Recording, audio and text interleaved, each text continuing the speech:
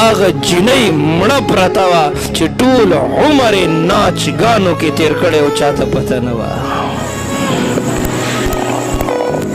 دا غریب چې اوس قبر ته لاړه د دې به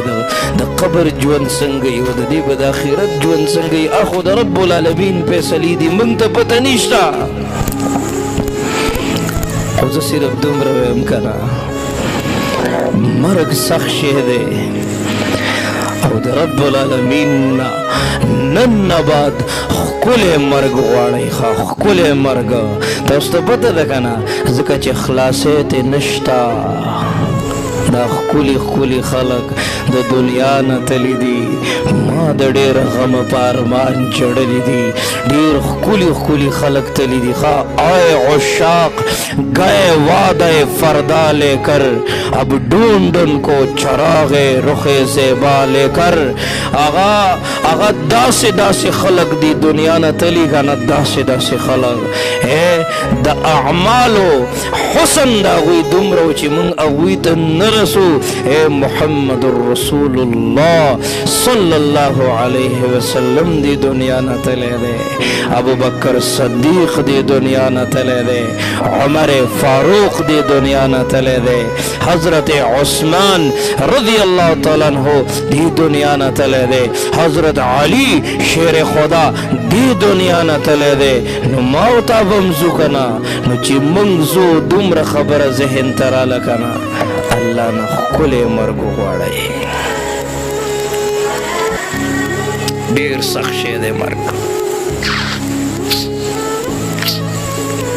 بګلا کتلی نه دی نو موږ ته پته نشته موږ محسوس کړی نه دی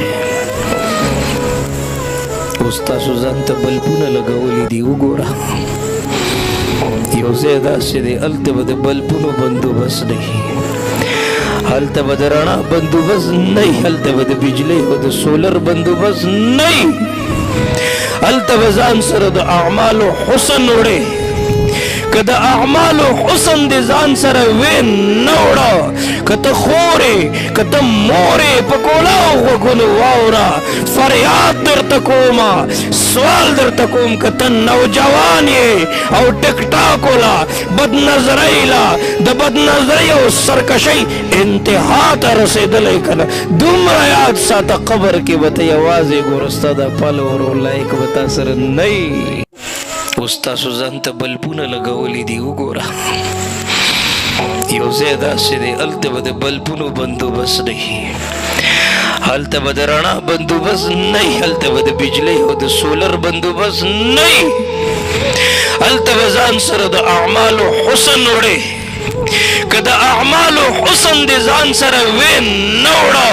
که ته خورې که ته مورې په کولاو غوږونو واوره فریاد درته کومه سوال درته کوم که ته نوجوان یې او ټیک ټاکو له بدنظرۍ له د بدنظرۍ او سرکشۍ انتها ته رسېدلی که نه دومره یاد ساته قبر کې به ته یوازې ګوره ستا د پل ورو لایق به تا سره نه وي او دا دومره بې وفا دنیا ده ښه دوی به یې د دې ځای نه اوچت کړي هلته به دې خاورو کې ومنډي که نه د کومو دوستانو د خاطره چې تا الله خفه کړې دا دوست به هم در نه واپس راځي ستا خپل سکه پلار به تا نه واپس راځي ستا په وینه شریک زوی به تا نه واپس راځي ستا خپله ښځه ستا خور ستا لور ابم تا نه په کور کې پاتې شي یو ساعت به وجاړي ورشئ د مړي په کور کې بیا تاسو وګورئ ښه د مړي د کور خلک په دویمه ورځ باندې په درېیمه ورځ باندې خپلې خنداګانې کوي خپلې ګپې شپې لګوي پروا هم نشته دی چې زموږ کور ته ملک الموت راغلی و مخکې به خلکو ویل اله ټي وي د بړستنو صندوق ته کوز کوي ګاونډیانو کره مړی شوی دی ابل ورځ په یو کور کې مړی پروت و، په بل کور کې واده و صاحب هغه په ډول کور کې ښودي و. زه د بیان نه واپس را روان وم، بار خلک را جمع شوي دي او ګڼه ده. ما وی څه چل دی؟ ما وی څه چل دی؟ وی دلته غم شوی دی. ما وی الله دې مغفرت نصیب کی که نه. خو ما ته وی مولانا صاحب ډېر غمجن یو، پریشانه یو که نه. دې ګاونډیانو ته هم ډېره زاري وکړه، ډېر مینت هم ورته وکړو چې دا ډولکي باجې لږ بند کړي، په ما باندې غم دی، په ما پریشانی ده، زه خفه یم، زړه مې سوری سوری دی که نه. وی دی راته په جواب کې وایي چې په تا غم دی نو زه څه وکړم؟ دا خوشحالي خو په زندګۍ کې کله کله وي. نن په ما خوشحالي راله نو تا راته د ځان نه بزرګ جوړ کړی دی. زبړه چېرته جومات کې کښېنه، په بنګ باندې زمونږ خوشحالي